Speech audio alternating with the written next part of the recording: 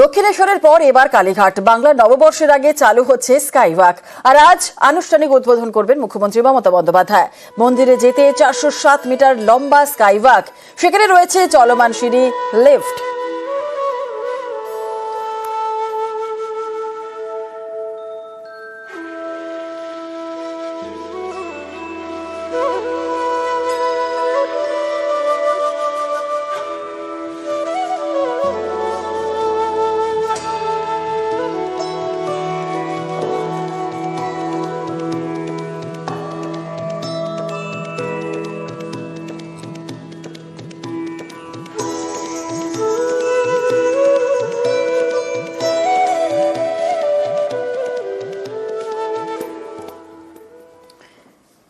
জগন্নাথ মন্দিরের পতাকা নিয়ে উড়ল ঈগল। পুরীর জগন্নাথ মন্দিরের পতাকা নিয়ে উড়ান। পতাকা নিয়েই শ্রী মন্দিরের ওপরে চক্কর। পতাকা নিয়ে ঈগলের উড়ার ছবি ভাইরাল।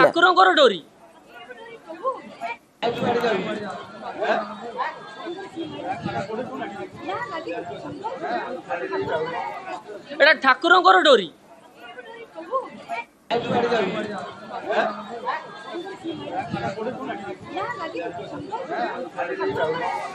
এটা ঠাকুরঙ্কর ডোরি।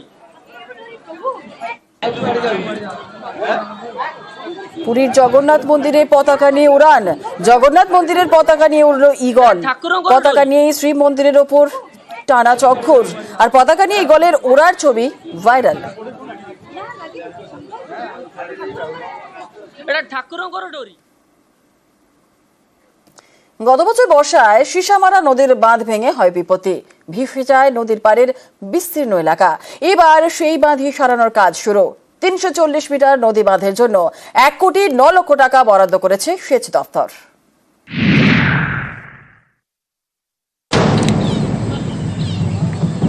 গত বছর বর্ষায় নদী বাঁধে ভাঙন, সেই বাঁধই সংস্কারের কাজ শুরু করল সেচ দপ্তর।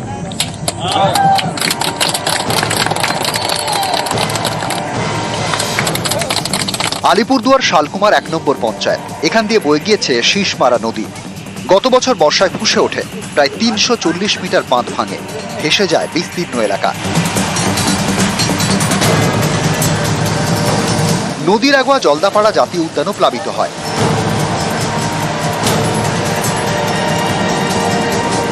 এক বছরের মধ্যেই নদী বাঁধ সারাতে উদ্যোগ নেয় সেচ দপ্তর। 340 মিটার বাঁধের জন্য বরাদ্দ করা হয় 1 কোটি 9 লক্ষ টাকা।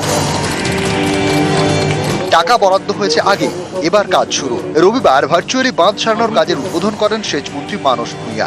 অনুষ্ঠানে ছিলেন আলিপুরদুয়ারের বিধায়ক সুমন কাঞ্জিলাল।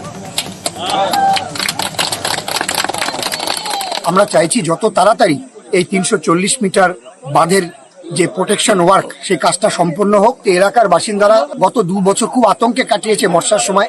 আমরা আশা করছি যে তাদেরকে কিছুটা হলেও আমরা আতঙ্ক মুক্ত করতে পারবো। একটা স্থায়ী বাঁধের নির্মাণ হচ্ছে। গত বছর নদীর বাঁধ ভেঙে ভোগান্তি, সেই বাঁধই সারানোর কাজ শুরু। এতে স্বস্তিতে নদী পাড়ের বাসিন্দারা। এই বাঁধ নির্মাণের ফলে এত এলাকার সমস্ত জনগণের উপকার হলো। এতদিন ছিল না, আমরা খুব ভয়াবহ হয়ে ছিলাম। এই বাঁধটা যদি হয়, এর থেকে আমরা খুশি, আর কিচ্ছু হব না। আলিপুরদুয়ার থেকে রাজকুমার কর্মকার, নিউজ 18 বাংলা। বৃষ্টিতে জমা চলে ভোগান্তি। এর মোকাবিলায় কলকাতা পুরসভা 3টি ওয়ার্ডে নতুন নিকাশি ব্যবস্থা। কাজ হবে 2 দফায়। প্রথম দফায় বীরপাড়া থেকে চিড়িয়া মোড় পর্যন্ত কাজ শুরু।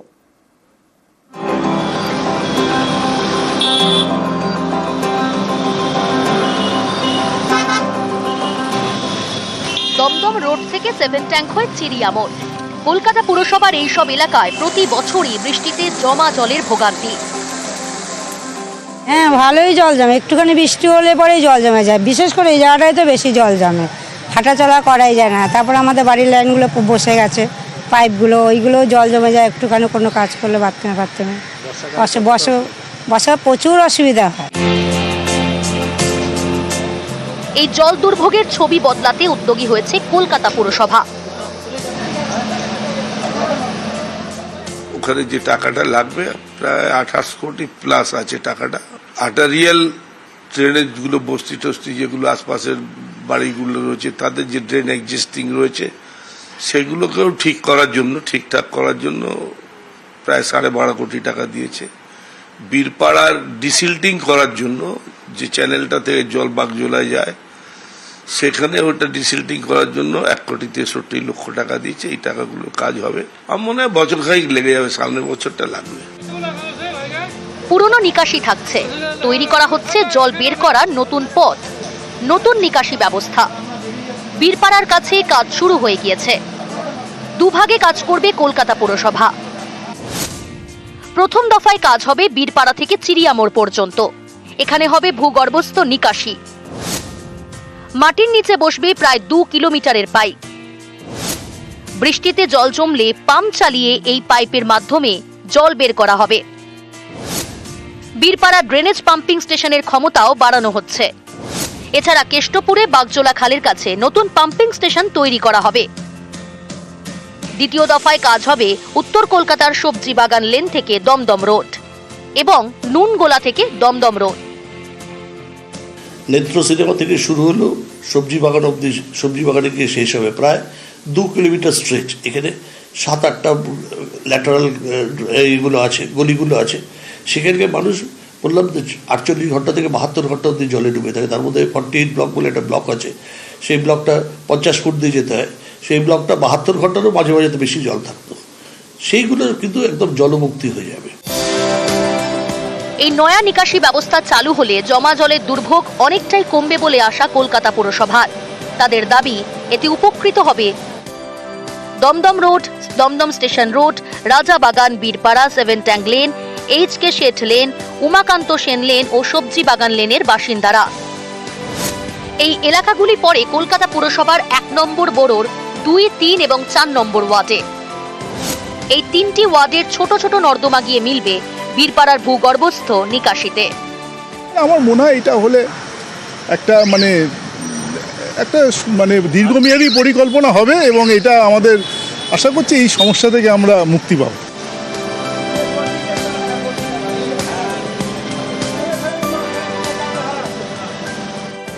বীরপাড়া থেকে কাজ শুরু হয়েছে। এই বর্ষাতে হয়তো সবটা সফলতা না এলেও আগামী বর্ষাতে জমা জল থেকে মুক্তি পাবেন বীরপাড়া সহ দমদম রোড সহ কলকাতা পুরসভার 3টি ওয়ার্ডের বাসিন্দারা। ক্যামেরায় বিপুল ঘোষের সঙ্গে বিশ্বজিৎ সাহা, নিউজ 18 বাংলা। 2011 সালে বাঘের হানায় সুন্দরবনে মৎস্যজীবীর মৃত্যু হয়। 14 বছর পর তার পরিবারকে আর্থিক সাহায্যের নির্দেশ হাইকোর্টের। আর এদিকে অনেকেরই প্রশ্ন, আর্থিক সাহায্য পেতে এত বছর সময় লেগে গেল কেন? বন দফতরের দিকে আঙুল তুলেছে সুন্দরবন মৎস্যজীবী ইউনিয়ন।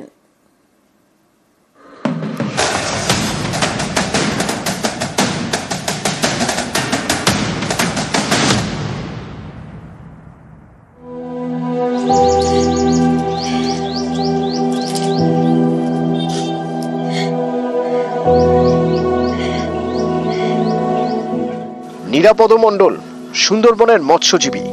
মাছ ধরতে গিয়ে বাঘের হানায় প্রাণ যায়। 2011 সাল, আর এটা 2025। 14 বছর পর তার পরিবারকে আর্থিক সাহায্য দেওয়ার নির্দেশ হাইকোর্টের। বন দপ্তরকে 5 লক্ষ টাকা দিতে হবে, বুধবার নির্দেশ দেয় হাইকোর্ট।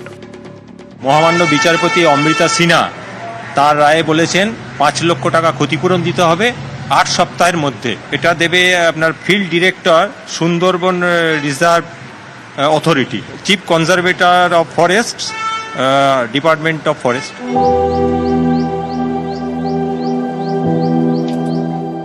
নিরাপদ মণ্ডলের পরিবারের সঙ্গে তালিকায় রয়েছে আরো 2টি পরিবার। তাদেরও আর্থিক সাহায্য করতে বলা হয়েছে, কারণ ওই 2 পরিবারের 2 জন মাছ ধরতে গিয়ে বাঘের হানায় প্রাণ হারিয়েছেন। কেউ 11 বছর আগে, কেউ 6 বছর আগে। অনেকেরই প্রশ্ন, মারা যাওয়ার এত বছর পরে কেন আর্থিক সাহায্য? মৎস্যজীবীদের পরিবারের দাবি, মাছ ধরতে গিয়ে বাঘের হানায় মৃত্যু, নথিপত্র দিয়ে এটা প্রমাণ করাই সমস্যা। তাই বন দপ্তরের থেকে আর্থিক সাহায্যও মেলেনি।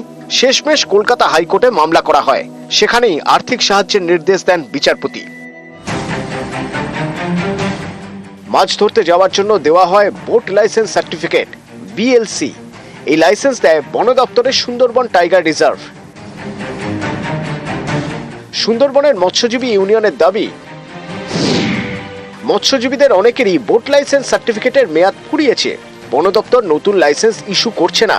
তাই অনেকে নিয়ম ভেঙে অন্যের বোট লাইসেন্স সার্টিফিকেট ভাড়া নিয়ে মাছ ধরতে চান। যে যেমন পেরেছে, যাদের খুব বেশি প্রয়োজন তার হয়তো কেউ 60,000 নিয়েছে, কেউ 70,000 নিয়েছে, এরকম দিয়ে বেশিটা ভাড়া দেওয়া হচ্ছে। অন্যের বোট লাইসেন্স সার্টিফিকেট ভাড়া নিয়ে যেসব মৎস্যজীবী সমুদ্রে যান তাদের কারো বাঘের হানায় প্রাণ গেলে সংশ্লিষ্ট পরিবার পড়ে বিপাকে।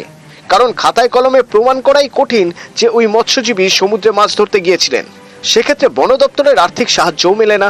সুন্দরবনের মৎস্যজীবী ইউনিয়নের দাবি, কয়েক দশক ধরে বন দপ্তর নতুন লাইসেন্স ইস্যু করে না, এর জেরেই এত সমস্যা। আমার যেটা মনে হচ্ছে যে এই যারা মারা গিয়েছিল এবং তাদের পরিবারকে এত বছর শুধুমাত্র এই ডিপার্টমেন্টের গাফিলতির কারণে হাইকোর্ট যখন রায় দিয়েছে, নিশ্চয়ই সত্যতা যাচাই করেছে, তাহলে এটা হাইকোর্ট করার দরকার হতো না যদি ওরা নিজেরা একটু সহানুভূতির সাথে দেখত। তারা ভাড়া নিয়ে যাচ্ছে, তার প্রুফ কি? তারা কোথাও কি জানিয়েছে যে আমরা ভাড়া নিয়ে যাচ্ছি? তারা জানাক আমাদেরকে যে আমরা, আমাদের কার্ড নেই, আমরা মুখের কার্ড, সে মাছ ধরতে যায় না, তার জিএলসিটা নিয়ে আমরা ভাড়াতে যাচ্ছি। তারা যদি না জানায় তো আমরা তো জানতে পারবো না। দক্ষিণ 24 পরগনা থেকে অনুপ বিশ্বাস, নিউজ 18 বাংলা।